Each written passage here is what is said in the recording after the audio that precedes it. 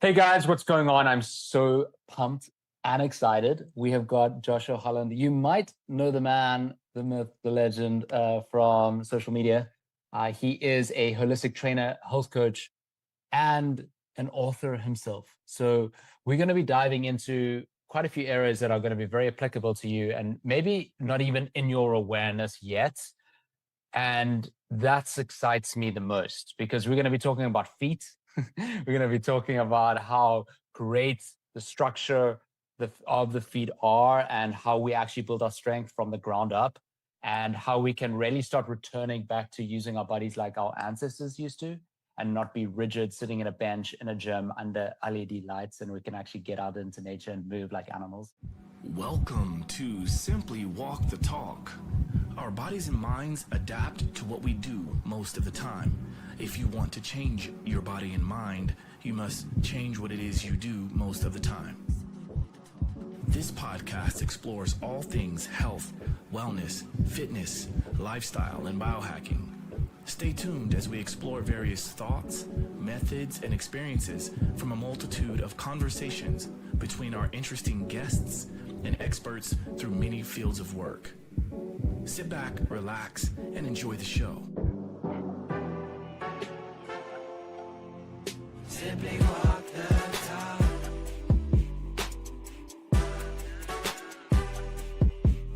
Simply walk the talk.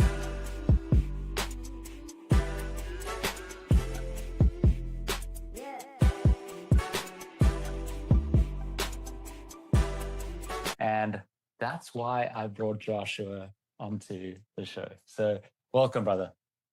Thank you so much. This is actually I'm kind of excited to do this as well. As you probably know, I have my own podcast, and so like being on the other side of it is always kind of fun as well because I get a chance to see different styles of interview and things like that. But I can just tell you from the bit of time we've spent before recording, I can tell this is going to be a fun one. So hopefully it's the same for people enjoying this as well.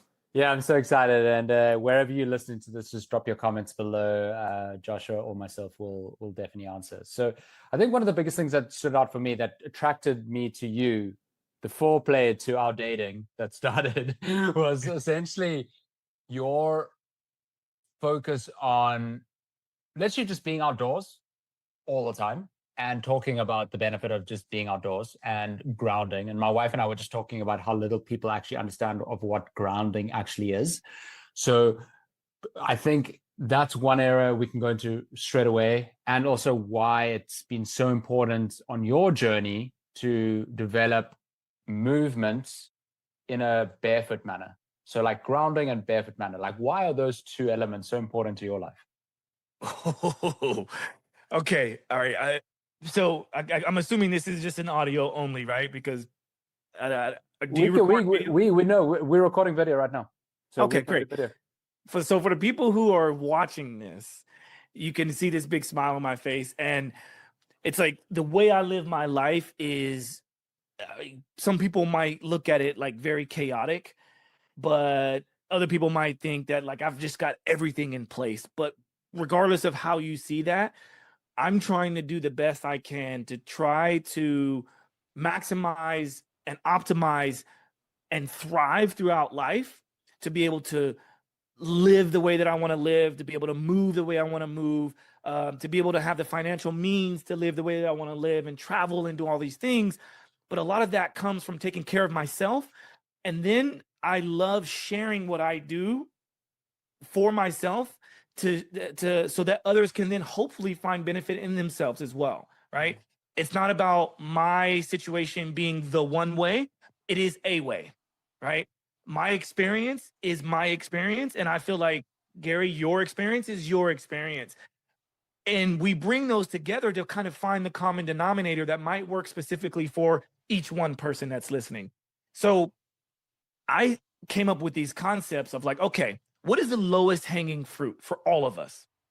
And that is trying to go back to understanding like how we got to where we are today from our early ancestors, right? And so I'm not ever trying to convince people to live the way that our early ancestors lived, But if we can understand that we evolved into what we are today from our early ancestors, then what did they do to get them to the point that they got to? And that is doing very simple things like just kind of stripping everything back to its most basic of forms. That means no shoes, no socks, no eating constantly every couple of hours, not having light and things like that at night. Maybe you can have a fire and things like this. So I try to kind of get the most primitive as possible. And then I pair that with modern technology because we live in a modern world, right? We obviously living in this modern world, we're able to have this conversation because of modern technology. We're able to talk about the things that we're talking about. We both have on our blue blocking lenses and we've got all these things. So we understand modern technology, but my hope is that we also appreciate our ancestral wisdom and we pair those together to find out what works. And so grounding for me was one of the first lowest hanging fruits because it costs nothing. All it costs is a bit of your time and dedication to understanding how and why it might work. And that is simply getting out in nature to get in contact with the living things. So a lot of people think that grounding is taking your shoes and socks off and putting your feet in the ground, in the grass. Sure, that is grounding, right?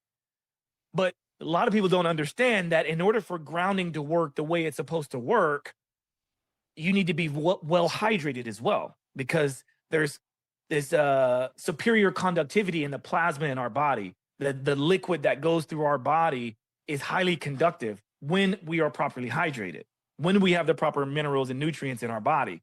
So then that should tell you, well, how do I get to that, right? So it's like these rabbit holes of how we can encourage people to live so that they can then benefit from the tools that they are using. But if I just say that everyone should be going to go ground, then I've missed my mark, because there's this thing I like to talk about called transference. And please stop me if I'm going too quickly or. No. Let's go deep, brother. So yeah, I'd love to understand. Okay, so let's maybe take a couple steps back. What is grounding? And actually, I'm going to shut this window because it's a little loud in the background. No worries. Okay, so grounding or earthing is, I like to use analogies. It's very analogous to a battery. Like our cells act as capacitors, as little small batteries with a positive charge and a negative charge. When our body's always searching for balance. So just like a battery, it wants to be balanced positively and negatively. And so when our body gets out of balance, this is what we typically understand as inflammation. And that is because the body becomes highly charged. So that could be systemically, that could be locally, that could be acutely, that could be chronically. All of those are different scenarios. However, most of those are always it indicates that there's a highly positive charge. It's not a positive effect on us, but it's a positive charge that has a negative effect on us, right? I'm still with you. Right. Yeah. Okay. So the earth, it generates free electrons, okay, or negative charge. It's a highly negative charge that comes from the earth. So when we can connect to that, it's like docking our phone onto a charging station, right? We now are giving the body, our human body, we're giving it electrons. So it's all these negative charges that can then pair with the positive charge in our body to help balance and neutralize the charge. So many people have probably heard of free radicals. Free radicals basically are these highly positively charged cells that are looking for its negative counterpart to stabilize it, right? So the moment you add grounding, you're adding in electrons or a negative charge so that then it's all balanced. Now your body has the capacity to do what it's supposed to do. So if the cell needs to kill off itself, it's a process known as apoptosis, then it can do that because it now has the energy to do so. If the cell needs to recycle itself, if there's a possibility to recycle itself, known as autophagy, then it can do that because it needs energy to do that. So all the processes in our body always needs energy, right? And this energy comes from having charged batteries. So we can talk about increasing the voltage. And it's not even always about increasing the voltage, but it's stabilizing that voltage, right? So we need to be in this like perfectly, there's like a range of like 30 millivolts, I think, to like 70, somewhere in between there. I could be off. People are probably going to rip me up in the comments on this one, but I have this device here called a Vasia that uses microcurrent to measure the voltage. So if someone comes to me, because I'm a client, I work with different people in different ways, training, health coaching, or even pain resolution. But if they come to me and they have a pain or they have a problem in their body, sometimes I don't even tell them to tell me where it is, because I can find it with that scanner. I can scan the body for low voltage. Usually wherever there's low voltage or super high voltage, that indicates that there's a problem. Then based on that number, that feedback that comes back into the device, I can then set it to then repair or to give it what it needs. If it brings it down, we call it entrainment, right? So it can get it back into the healthy levels.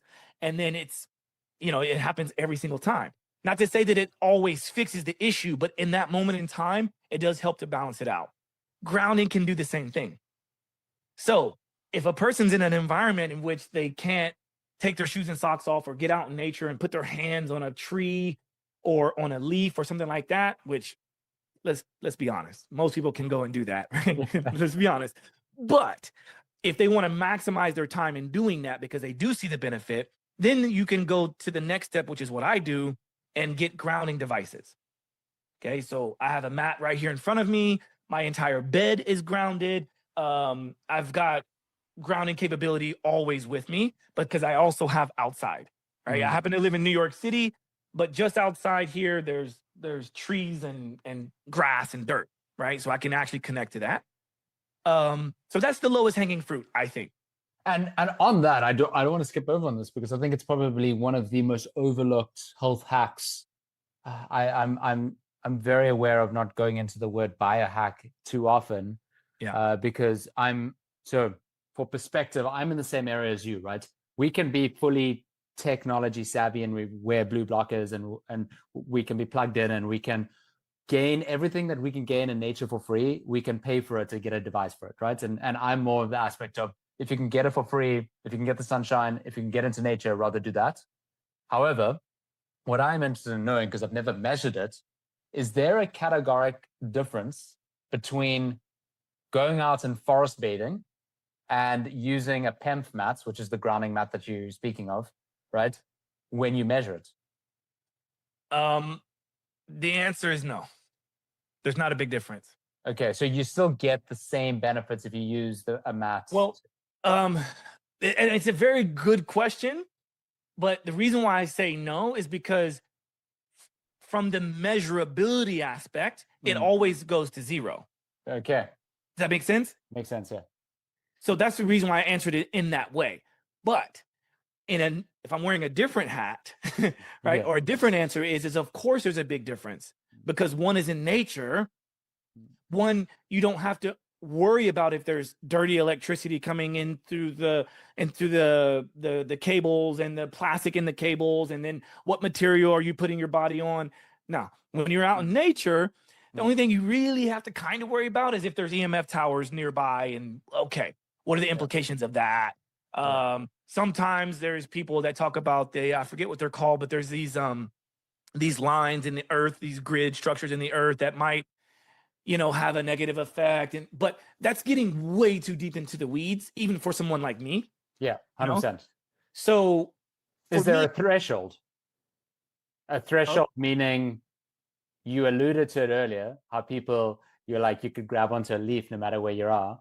I think people are trying to do things as fast as they can. So is there a time where you said you would categorically tell a client, go out and spend just 10 minutes a day?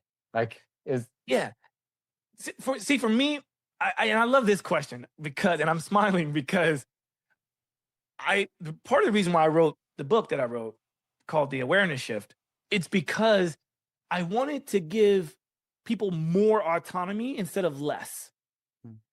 But I realized after writing it and still within my practice of what I do over the last 2 decades, is that people still want to know, what is that minimum effective dose. Like, what is the one thing, what is the right amount of time, the right amount of this? And I've discovered that there's a couple different types of people. There's some people who receive that information and they're gung-ho about it and they go through it.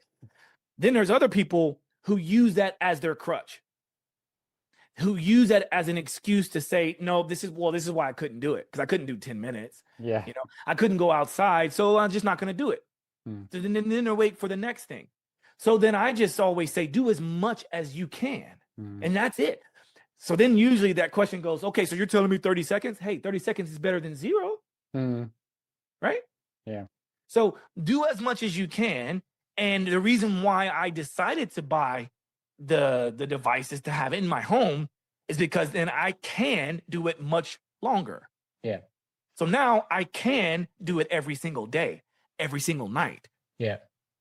Yeah, it makes sense. I mean, I completely believe in using both aspects, right? Because we can't, I mean, you can live outdoors and not in a building if you wish, but it's highly unlikely that you would do that. So it's like we enjoy our luxuries at the same time of remembering our ancestral patterns. So I've worked a lot in genomics for a long time, right? So if you see the structure of the genome, it's such a slowly developed structure within the body that it's taken thousands, tens of thousands of years to develop, when we've now, in the last 100 years, we've been able to get Whole Foods and get food from all over the world, and we can travel, jump on a plane, go to this country. The weather patterns change, which means the local food changes. Like, we didn't even know what's in our local organic food because there's so much micro and nanoplastics. There's just so many things targeting us. So I bring that up because I want to take it back to where you mentioned the negative charge of nature, which is actually ironically the positive side. And then when we are too positively charged, there's a lot of free radical damage, free radical oxygenation, think rust, moving through the body. Now, when our bodies are in a process of this rusting process where there's a lot of free radical damage going on, too much positive charge for a long period of time, this is normally when chronic illness sets in. So if I am going to play this mathematical equation out, if nature's negative ions reverses the free radical damage and brings down that positive charge to get the body in homeostasis, can we then categorically say enough dosing of nature can reverse chronic illness? I mean, based on the way you put that out there, absolutely. Because chronic inflammation is at the root of most disease states. Yeah.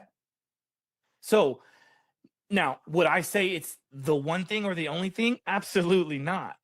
But it sets the stage for then bringing in whatever it is you might need to do it, right? So like, would I say that grounding is going to help someone with, is going to cure? I would never use that word, but would it completely help someone with rheumatoid arthritis? No. But it helps to set the stage for all the things that would be necessary to then help, because we don't know what got someone into that situation. Maybe it's genetic, or maybe it's something that they ended up ruining their gut. But I've noticed that, like, to be honest with you, I wish grounding was a part of every hospital.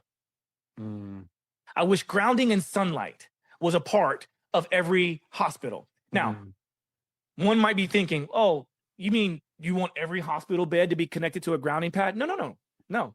But in order to be able to get infrared light in the best of ways, or full spectrum light, and grounding is to go outside. And so in order to be able to do that, we probably wheel someone outside, or have access to it. Or maybe there's a way you could open up a window and then, but I feel like that would help every part, every process that would then be used to help someone get better. I feel like grounding is at the root of all of it, and should be, personally. It's so interesting because if we just play common sense out, that feeling one gets when they go on a beach holiday and they jump into the ocean, or they just live near to the beach and they jump into the ocean, or they walk through a forest, is that massive sigh.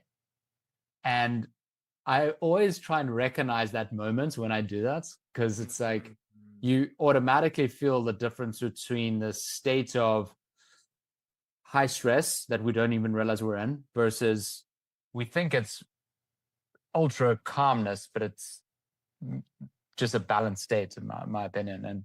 And I love that. And I think if anyone can just notice that shift that you have, that's the shift we're talking about right now. Like grounding in whatever format you do it in, I think it's only going to boost your system in whatever shape or form. And it's going to make you alive. And I love that you pointed that out, especially in the way you pointed it out, which is in that shift. Because let's be honest, that is exactly what I talk about in the book, the awareness shift, because it's you that is aware enough to be able to recognize that shift in your state. Not everyone feels that. That's why I wrote the book, because I want people to realize that there is a difference between, like the person who's just on their phone walking through the forest, or, or running away from something on a beach, or someone that has like this PTSD from a traumatic experience on a beach when they got bit by a jellyfish or something like that, right? Very different outcomes. But it's the person that is aware that we have the capacity to shift our state of being. That's the person that feels. That's the person that heals. So now to move into gear 2, is that what provoked your interest in being barefoot as much as possible so that you can be more connected to the earth? Eventually, yes. And the reason why I say eventually is because my first foray into the world of barefoot, and I didn't really realize it until I realized it, but I grew up in martial arts. So in martial arts, and in fact, most complex sports are done barefoot. If you think about it, right? So like things like martial arts, dance, ballet, tightrope walking, like a lot of these things require immense amount of sensory feedback and input to be able to move in very complex ways, right? So growing up in martial arts, it was either we had no shoes and socks on, or we had like very thin, like tabis, kung fu shoes, tabis, whatever you want to call them, right? And so I used to think that I was a ninja, like a Ninja Turtle. I noticed the Ninja Turtles didn't really wear shoes, right? So I wanted to be like a Ninja Turtle. I thought I was a ninja. I remember many years I was a ninja for Halloween, and I had my own sword and all these cool things. But one of the things I thought was the coolest, because I felt like a Ninja Turtle, was wearing tabis. So I used to always wear tabis. But then it was when I got my black belt at age 12, and it was a family business. So my dad at the time, he was the sensei. He said my brother and I could play whatever sports we wanted to play in school after we got our black belt. That's when I got introduced to the Western world of sports. And I played basketball, and I began to like become really good at basketball. But it was the first time that I was exposed to the marketing of basketball, right? Because I used to play basketball in my backyard with my dad and my brother, and sometimes we'd play barefoot because it was on the grass, it was on the dirt, and it was kind of cool. I'm not going to wear my expensive basketball shoes outside.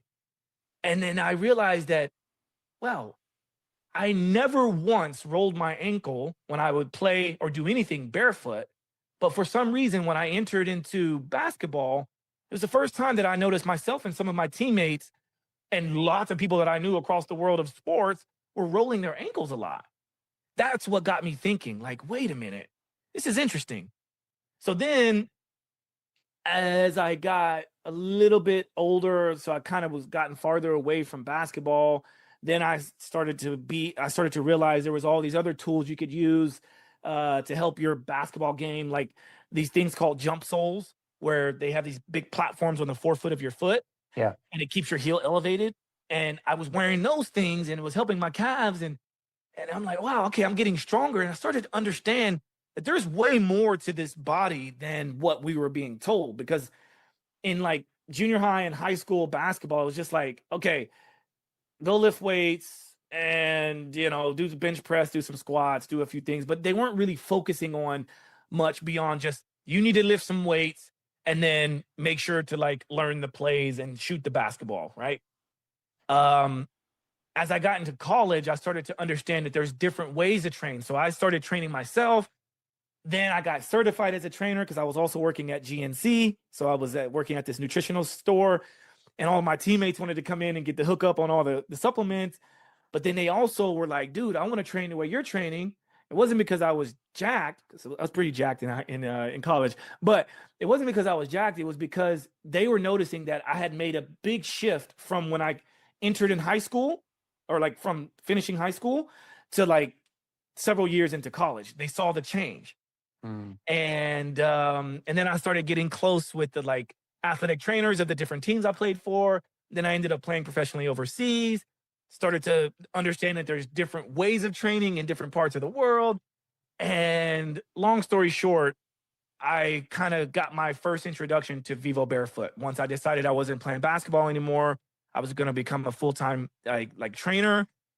And I came across this guy named Lee Saxby, who I would consider like one of my mentors for sure. And it was the first time that, even though I ran track in high school and I played basketball, this was the first time that someone was really talking about like optimizing my fitness, my performance from the ground up. And this was right around the time when the book Born to Run had come out. Yeah, I've read it. And so I'm like, wow, there's all these things. And I got direct information from a guy who actually worked with some of the Tarahumara. And I was like, wow. And not only was he talking about feet, but he was also talking about how the entire body works. He was talking about nutrition and spirituality. And I was so fascinated. So I thought, okay, this is where I want to become like someone who gets all the things. And that's why I eventually became who I am today. So yeah. It's fascinating because it's a rabbit hole I've been going down for so long as well. And it's it gets pushed back by the so-called experts on every corner, right? So podiatrists, like I've seen a lot of like podiatry videos. Weirdly on TikTok, there's a lot of podiatrists that are going viral, and they'll like go do like compare shoes. And of course, Vivo is always the shoe that they always disregard. And then they're always like pushing these shoes that are, I mean, normal shoes are just shaped very weirdly, right? I mean, I'm sitting here with my leather Vivos. Hey, they don't look like a normal Nike shoe, or I mean, I'll call the brands out to a normal New Balance shoe. First of all, it's the big foam drop. It's the foam. You don't feel the ground. It's very rigid. Can't really move your foot. And that's what the experts are wanting people to have around their foot so it doesn't move more. Why is it really important for our feet to move, to splay out, to be able to actually interact with the world? Okay.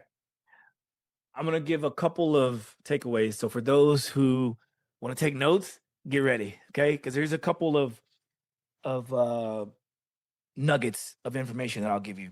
So one of the main takeaways, if people listening to this and watching this, if they don't take away anything except this one thing, then I'm happy, okay? The best technology to go into a shoe is the human foot. Period. End of story. Far too often do we hear people talking about, well, okay, but like, you know, what about, but I overpronate, I oversupinate, I have flat feet, I've got high arches, I got low arches, I've got heel pain, plantar fasciitis. I've heard it all.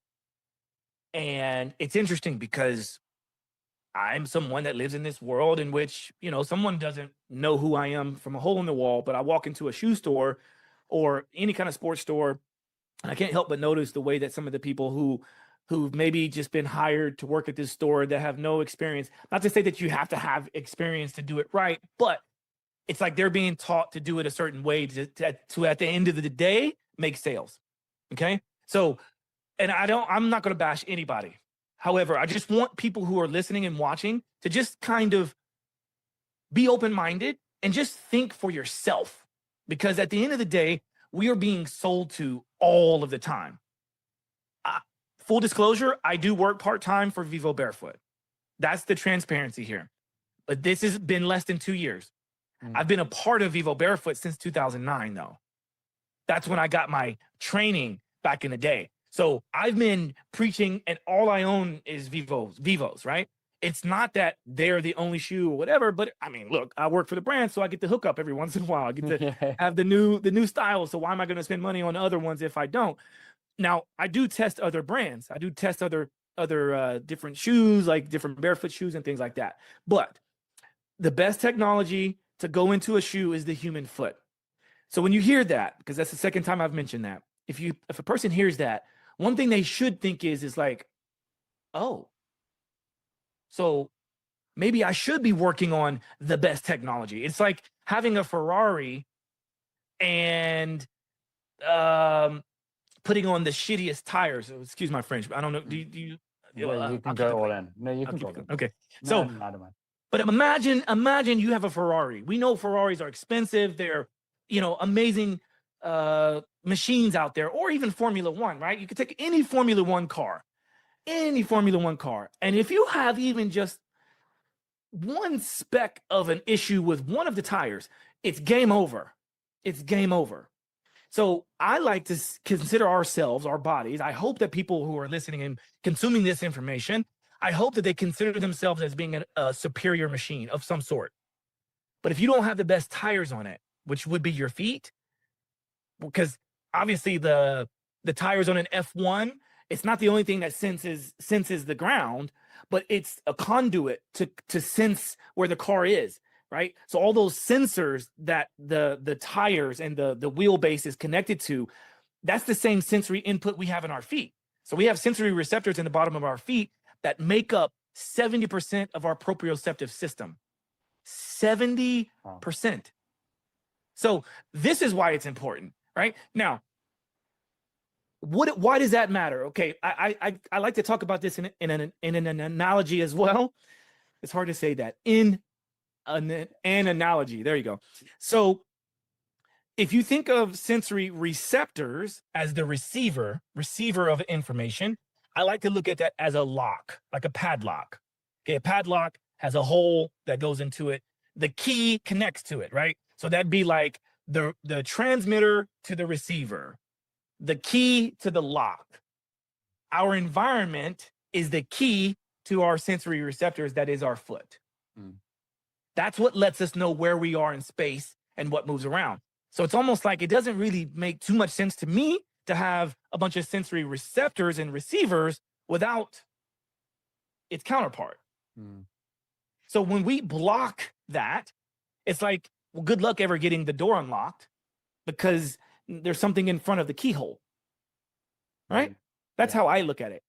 And so, or if you want to think about it in terms of sound, if there's, something emitting a sound, but you put a case over it, the sound is not going to, maybe you still hear it, but it's not going to be received in the same way. If you put something in front of as content creators, we all have transmitters and receivers with our microphone setups, right? Yeah. What happens if you put too many things in the middle of that transmission? It gets dumbed down, it gets blocked. Same thing happens with our feet. So when you put foam or layer upon layer beneath the foot, it just slows down, or it slows down that information. And the information is important to get from the foot to the brain and back. We call that synaptic firing. So that synaptic signal to then allow us to make a change, to move, to do what we need to move or do, that comes from this quick reception and transmission, right? So I like to ask people, okay, and I can ask you this, Gary, and you can let me know what you think. But back to what I said earlier, do you know anyone, whether it be yourself or someone that has rolled their ankle, like severely hurt their ankle when they were barefoot? I mean, out of the top of my mind, I don't actually, because if I think about it, I mean, one, I don't know too many people that are always barefoot besides for kids, right? And you never see a kid roll their ankle, right? And I've been running, I would say I've been running less with barefoot, but I never injure myself. And it's funny, if anything, my body forces me to slow down if I can't run faster because I'm going toe heel instead of heel toe, and run slow. That's like exactly where I'm at. But based on what you're saying now, right? So I'm like, this wasn't planned at all. I wasn't planning actually to wear my vivos, but they're the most comfortable shoes. When I bought these, right? And then just your usual, if you're listening and they're just like your usual leather vivos. I don't know what model these are, but anyway. I think those are the raw. Yeah, you've got, I don't know how many millimeters between there's a sole right at the bottom. So is that sole not blocking that keyhole per se? Great question. Great question. So again, the best technology to go into a shoe is the human foot, including vivos, right? Yeah. So first and foremost, if anyone were to ask me, what's the best shoe? I say no shoes and socks, your bare feet. Then here comes the cheesy pickup line here, right? Yeah. When you can't be barefoot, be vivo barefoot. Mm. Because shoes were first designed as a protection mechanism to protect from the elements. And when we say that, and people hear that, well, what do you mean by elements? That's things like sticks and rocks and glass and heat, cold, right? When you need protection, you best have something like a Vivo that has its puncture resistant sole and things like that, without sacrificing the ability for the foot to be a foot, though. Because the moment, so for instance, when a shoe was first built eons ago, when they were first built, it wasn't, oh, well, it needs to have a heel stack and needs to be constricted and this and that. Hell no. No, it was literally raw hide strapped to the foot so that the foot could still be a foot, because the persistence hunters that are our early ancestors, they were able to feel the vibrations of other animals through their feet. That's how in tune they were with the earth. This is how they also became really good trackers and things like that. But like nowadays, you think we could feel if someone is coming? Like, no, because we're not in tune with the earth anymore, right? And so at some point when it became a status symbol to have like a very pointed shoe and to have a heel, I mean, extra heels were actually designed to keep our feet in stirrups. So it became a status symbol because people who had horses usually have more money. Therefore, they don't have to do the work that the other grunts had to do. That's interesting. So at some point, it was kind of seen like barbaric and wild and savage to be barefoot. Why? Oh, because it's more, you have more status. The more pointed your toes are, the higher your heel is. There's no performance out of that, right? If anything, it's a detriment to our world. So then it's like, well, okay, then what about like, okay, so then we went from the medieval times when the toes were pointed to then wearing these high elevated heels to then sometime in like the 70s when Nike built the first like running shoe. To be honest with you, it was pretty flat. It wasn't like a super high elevated heel. Track shoes even today are pretty thin. Yeah. However, they're still restricted. They're still constricted. So why is so let me take a step back. There's three main criteria at Vivo that we look at. And then maybe I would say the Foot Collective takes it to another degree deeper. But the first three is wide, thin, and flexible. Okay. A shoe needs to be wide so your toes can splay. Because if you think about someone trying to do a handstand, right? Handstand is a very hard thing to do. But how many people do you know that would try to do a handstand with their fingers like this, smashed together? Not many. Yeah, no one. Yeah. And then if they do, I'd be like, dude, are you playing with me? Like, come on, right? Come on, let's be real, okay? But like, how synonymous are our hands to our feet? Very synonymous, right? Because our fingers match our toes. These are the metatarsal heads. This would be the ankle. This would be the calves, the knee, the hip, right? Biceps or quads, hamstrings, right? So it's interesting to me how similar our hands are to our feet, yet we don't think about having our toes splay to have better balance. But as we get older, falls become one of the biggest predictors of death, right? Yeah. Like, so if we want to prevent falls, falls lead to death in older populations. People, I hope, understand this. But one of the best preventative measures for that is toe strength and toe ability. And that's because the wider you can make your base, the easier it is to stabilize. But even if you stabilize, if you have, you can spread your toes out, but you have all this thick material underneath the foot, I'm talking like super thick, you still don't have the ability to know where you are. And so you have a higher stack height to fall from when you roll the ankle. So if you were to roll your ankle when you were actually barefoot or in a low profile shoe, you have more time to adjust. When it's stacked up high, it's a more aggressive turnover, therefore manifesting a much aggressive injury. So that's wide. Thin, the thin part is so that we can feel the earth, what you just talked about, what you just touched on. So, you know, vivos have a variety of sole thickness. The shoe called the Modus Flex or the Sensus, it's like a moccasin. It's like our thinnest shoe, most flexible, most thin shoe. It's literally there just to have a bit of a protection, right? And that's about it, right? The foot is a foot. And then we go up into the more robust, I like to call them robust shoes because it has a little bit more oomph to the sole. And that's like our hiking range, right? We've got our desert boots, we've got our hiking boots, we've got our trail running boots, things like that. But it's still wide, thin, and flexible. But it's thinner than a regular hiking boot, but thicker than the Sensus, right? So, but obviously, we wouldn't hope that people are using those shoes every day, right? You wouldn't be using a hiking boot every day unless you're a hiker. And then there you go, right? Unless you live in a hiking community. Why would you need thicker if you're hiking? Because, and here's my thinking, right? So I got the shoes that I just showed you now. They're quite thin. I actually bought them when we were living in Paris, just like on 3 years ago.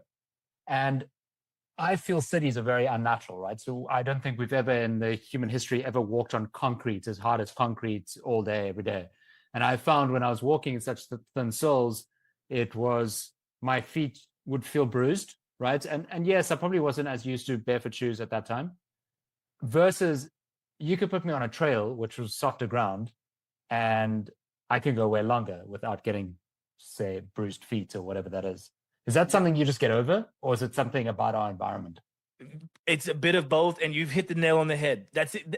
What you're alluding to is this notion of we need to make sure that we transition properly, not too much too soon. If you're not used to wearing barefoot shoes, then I think one of the lowest hanging fruits is just, even in our homes, we should not have our shoes and socks on, right? We should be as barefoot as possible. If you don't have a space outside that you can be actually barefoot, then find you the best wide, thin, and flexible shoe that you can find that gives you enough protection, right? And you're right. We were not built to be on flat concrete for most of our lives. So I treat that very, very much like going to do exercise for the first time. You know, you're not I don't know, I could be wrong, but like you're not a swimmer, right? Like a competitive swimmer, are you? No, I did triathlon, but okay, yeah. So I've had my fair share of time in water, but I wasn't a pro swimmer or anything. Okay, have you ever competed in CrossFit? Not competed, but I have participated in it. Okay, so let's say the average person who's never done something like a CrossFit or a triathlon, but they decide, hey, you know what? I think I'm going to give it a shot just because I heard that it's really healthy for me. They go out the next day and they do it at a competition level. What do you think is going to happen to them? Injuries. Yeah, injuries, soreness, all kinds of craziness. However, we don't consider what that is like to our feet. That's like the equivalent of going out and doing a marathon if you've never been barefoot, and then you go and get thousands and thousands of steps. So I want to encourage people to understand that, yes, there is a transitionary period in which we should all look at, and it's different for every person.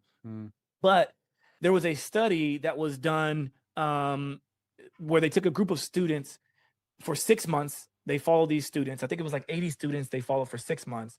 And they asked them to wear the shoes. So they tested their toe strength, right? Their ability to pin their toes down, to do all these different things with their feet. They measured their toe strength at the beginning. And then they asked them to wear the shoes, doing nothing different except 80% of the time just wearing the shoes, walking around, living life, doing that. And then at the end of the 6 months, they remeasured them and they found a 57.4% increase in foot strength across the participants. Okay, so that's nearly 60% of foot strength simply by allowing your foot to be a foot. They didn't do any toe exercises. They didn't do any foot drills or anything like that. Just literally walked around, did what you did, right? That's pretty significant. No matter how you slice it, like to get 60% of doing nothing but changing your footwear is pretty significant. So then that should make the average person go, well, wait a minute. What if they did do exercises, foot drills and towel scrunches and toga and toe yoga and all these different things? Imagine what would have happened, right? And so a lot of times we don't look for a change in our footwear or in our gear until we have like an issue or a problem. For me, I was developing bunions, which is why I decided to go down this road of like really going after it, getting rid of all of my shoes, didn't really care what they looked like because I didn't want to have to get bunion surgery, which I almost had to on both of my feet. Now I don't.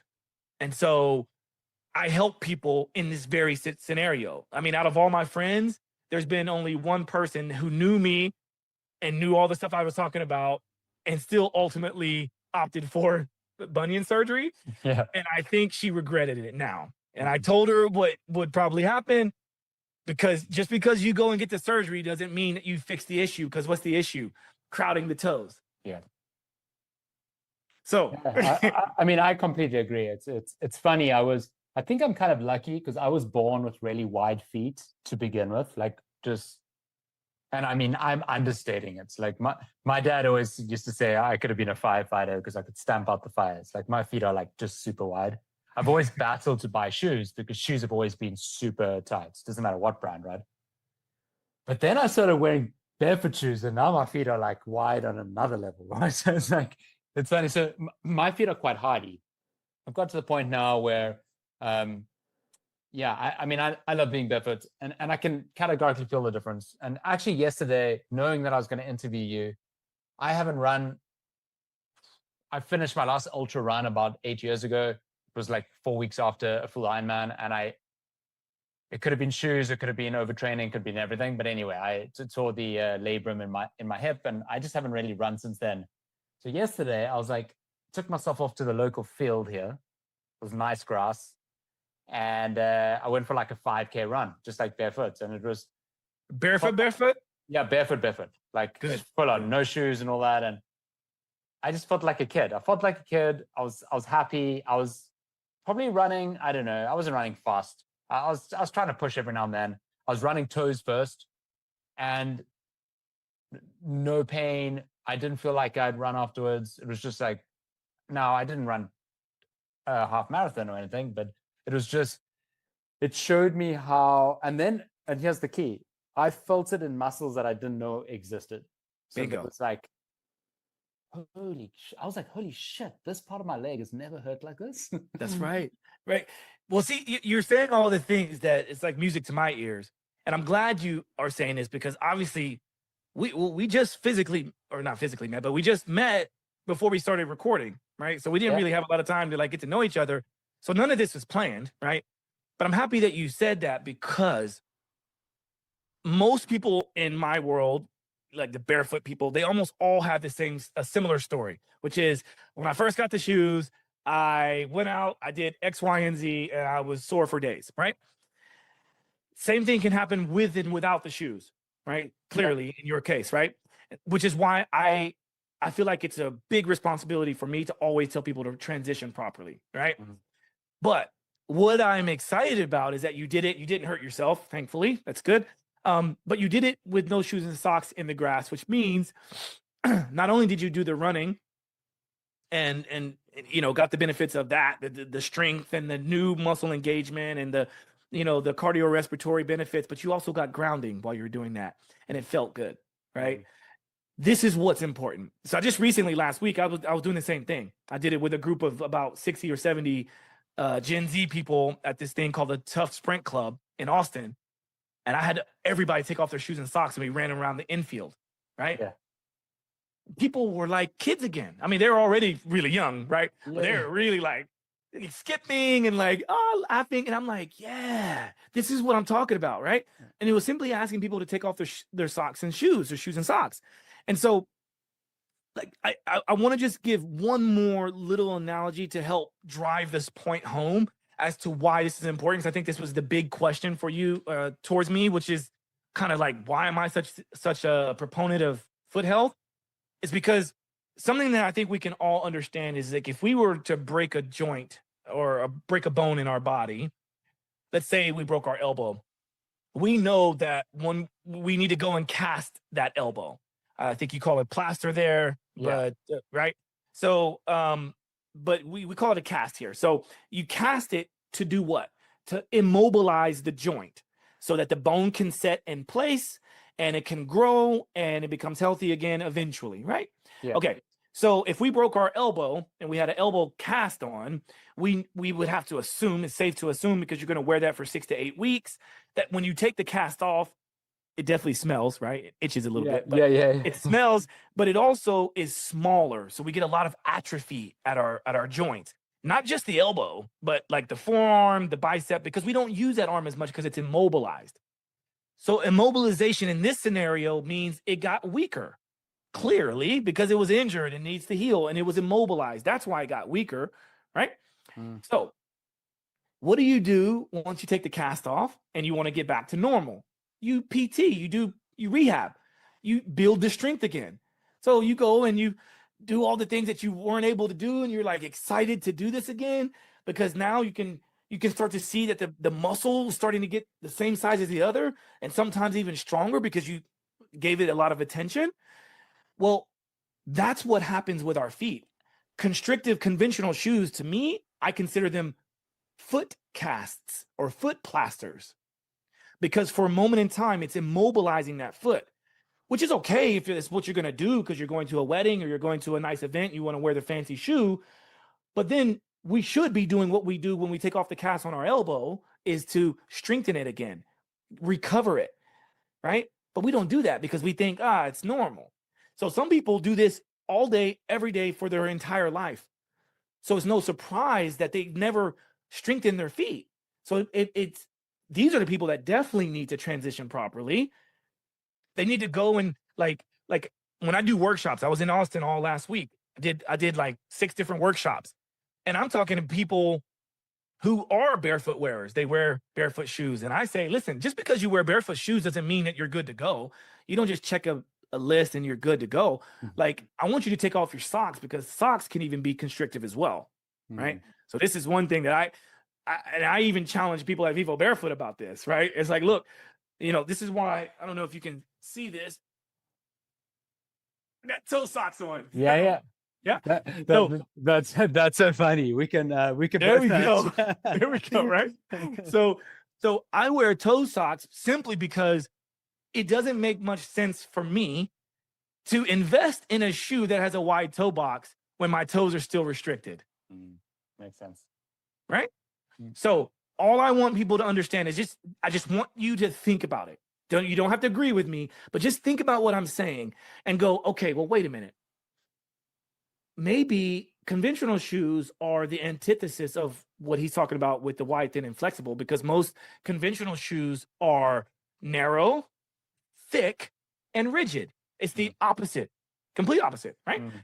So if you want to run a fast marathon, I don't consider that to be like, I don't really ever expect to see anyone competing at a high level in vivos, right? Doesn't really make sense, because you got these carbon plates, you've got these, thick soles that can, help you roll through. Yeah, if you're going to run for performance and you're getting paid to be a performance runner or a performance athlete, by all means, do what you got to do, but recover from that. Rehab, yeah.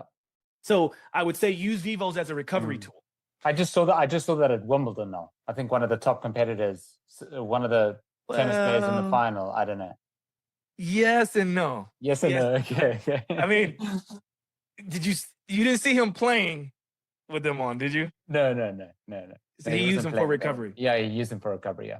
Yeah. So he was on the court with the shoes, but because as you might imagine, like, and I am fortunate enough to work with a lot of these athletes, professional athletes. So a lot of like tennis coaches. In fact, after I finish with you today, I'm going to go and meet up with my buddy, who is like a very high level tennis coach. Right. So we talk about all these things. So a lot of these tennis pros, whether it's, tennis or it's the NBA, basketball or football, a lot of the athletes have these big money deals in which they're sponsored and they have to wear said shoe on the court or on the field, right?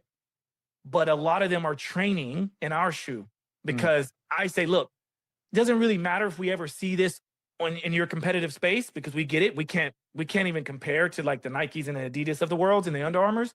However, I would prefer you to put a stronger foot into a conventional shoe than to not ever try it in the first place. Yeah, I agree. I think it's so cool that it's, you know what I love about Vivo Barefoot? It used to be a very, like 2009 when you found Barefoot shoes, when you found Vivo, it was, let's call it a spade, right? It was a very hippie looking brand. Now it's become very trendy, very cool to have Vivos on, which is, it's music to my ears. So I did my transition, and this is a loaded question because, so I did my transition into running. My ultra distance running, all that I did, and my Ironmans, I was already doing them in ultras before ultra went into these 8 mil drops. It was literally 0 drops. They're changing their brand a bit, but it was a normal foot shaped shoe, ultra. And then you have obviously got, so my question is this, I went into that as a transition shoe.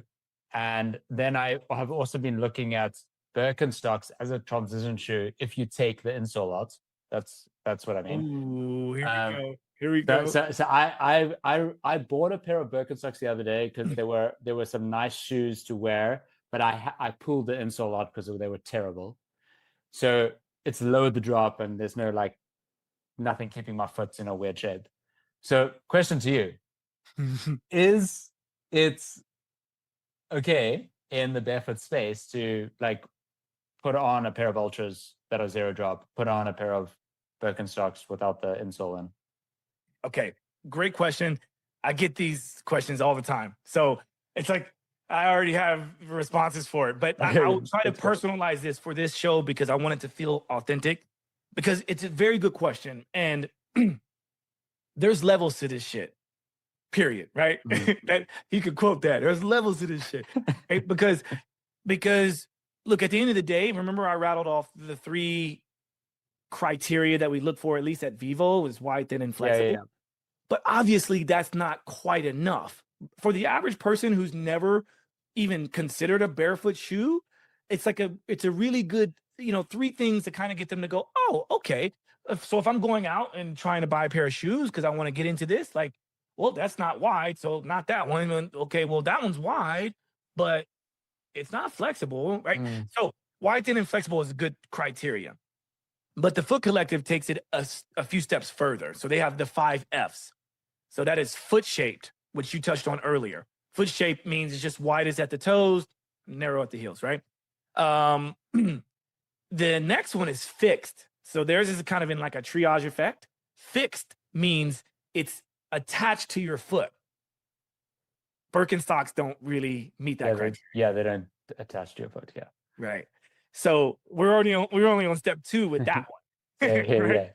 And the reason for that is because if it's flopping around or even loose, even just a little bit loose, the toes want to over grip or grab, and we call that hammer toes. So you start to develop hammer toes. So this is what hammer toes mean. It's just basically this excessive gripping or over gripping when it's not necessary, because you're trying to keep the shoe on. This is also why flip-flops, thongs as we call them sometimes, this is why those aren't very good. I used to wear flip-flops all the time thinking that I was doing something good, but I was actually just over gripping.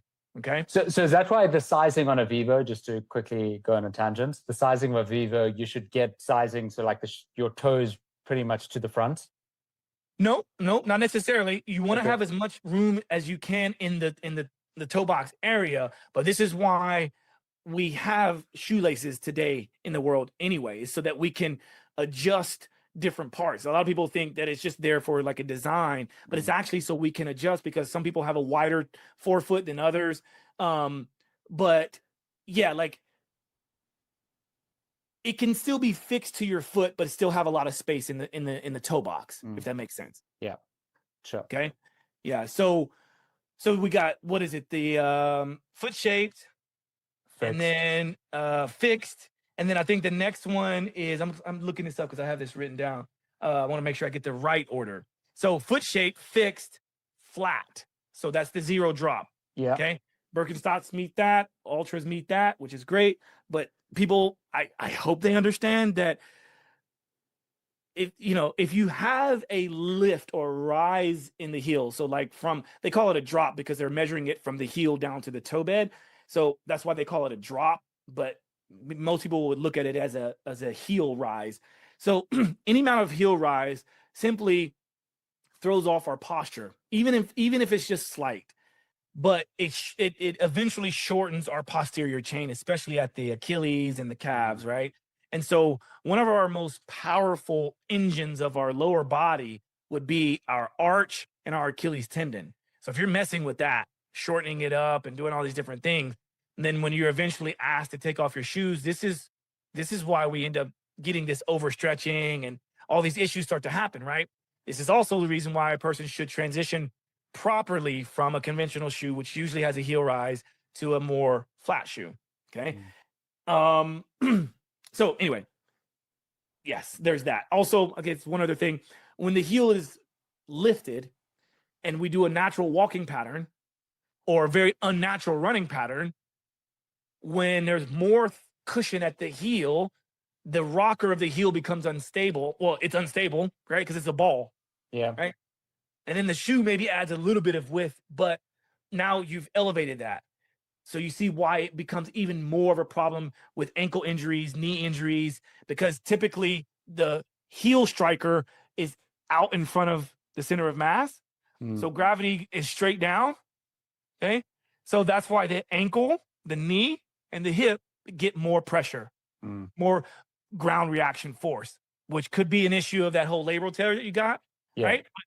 100%, because I've got the same side shoulder injury and elbow. Yeah, like literally. Yeah. Yeah. Because obviously if you're again, if a person's not running, and I'm not saying you don't run correctly, but that's a whole nother conversation we can talk about if you want, another rabbit hole, but I can talk about running form. But I digress. 2 more on the F's. The next F. So we got foot shaped, fixed, flat, flexible is the 4th F. So that's just, can you flex through the toe? Why is that important? Because if you notice, some people walk with their feet turned out, or they look like they waddle. These are people who do not push off through the flexion of the big toe. So if we're not able to fully flex through that, push off through that big toe, then we're not getting proper propulsion through the arch, which becomes one of the more important engines of the lower body, right? So if you're not getting proper activation of the arch, you shouldn't expect to get proper activation of the calves. But it's the reason why when you went barefoot running, you felt those new muscles, is because chances are you were using the muscle that your body wanted you to finally use, because you can do that, right? Makes sense. And so the last one is feel. So feeling just is that sensory input we were talking about. So if it's really thin, then you can actually feel, because at the end of the day, our body is all about sensory experience. We feel our ways through life. But when you restrict that feeling because of a conventional shoe or because of conventional clothing, then we're just restricting our ability to sense the world we live in, period. I'll shut up. I love that. And I'm going to put a big period, full stop at the end of that, because I think that is so much for everyone to digest. And it's even for me, as much as I know how important being barefoot is, even that is, my mind is going in so many different directions, and I want to go out and just go throw out all my shoes. So thank you for that. And I'm sure this has probably got many people thinking further. And so I think what we should do is we need to bring you back to focus fully on animal flow movements, primal movements, running form, and all of that. Let this sink in with everyone. And then we do a round 2 because I know everyone's attention spans as well. And we do a round 2 then later down the line on how to now take that foot strength and activate that in the body so that we're eventually climbing trees and running away from tigers and just kicking ass. Yes. Which is what I like to teach, which is barefoot movement. I have some concepts that I've rolled out, and hopefully soon you'll start to see some pop-up classes happening around the country and the world, hopefully. But I do agree with you. I think it's worth kind of letting this simmer a little bit. And I don't know how you run your platform, but if you want people to like have questions knowing that I'm going to come back. Yeah. Where can people find you though? So like when you talk about, you've got these workshops happening and you've got everything going. So tell us where we can find you. Yeah. The best way to find me is on any social media platform. I'm at Joshua J. Holland. And so the J is my middle initial in between Joshua and Holland. So Joshua J. Holland is basically on all social media platforms. Also, my website is joshuajholland.com. And then I have a podcast called Simply Walk the Talk. That's where I also talk about a number of things that I maybe don't get an opportunity to dive as deep into on regular social media, but I definitely get in depth on it on my podcast. I also feature myself in other interviews like this when I'm on other people's podcasts. And then I have a course, at least one course so far, on the Vivo Barefoot website. So if you go into there's a section on the website that says, I think, why barefoot? And then in there, you've got like guides that are for free. And then you've got courses that people can purchase as an add-on to their shoes if they want to dive a little bit deeper. And one of mine on there is the Barefoot Running Guide. Okay, that's amazing. I'm gonna throw your name out when I head out into London and go to the Vivo shop there. Oh yeah, please do. I need to go get myself a whole brand new range. Walk the talk, talking facts. Move like me, but I move a little fast. Make my move, here to last. Fasten these seatbelts, I'm coming past. Take care of me, longevity. Hack my biology, better believe. Walking the talk, soul, mind, and body connected. Better come give us a listen. Better come give us a minute or two. Open the box up, we giving you tools. Giving your engine the fuel that it needs. Breathing into it, it's autoimmune. Make a connection with stronger than two. Making us one of a kind of a few. Work on the mind, so show me your moves. Fasten these seatbelts, I'm coming past. Take care of me. Longevity, hack my biology, better believe. Walking the talk, soul, mind, and body connected. Better come give us a listen. Better come give us a minute or two. Open the box up, we giving you tools. Giving your engine the fuel that it needs. Breathing into it, it's autoimmune. Make a connection.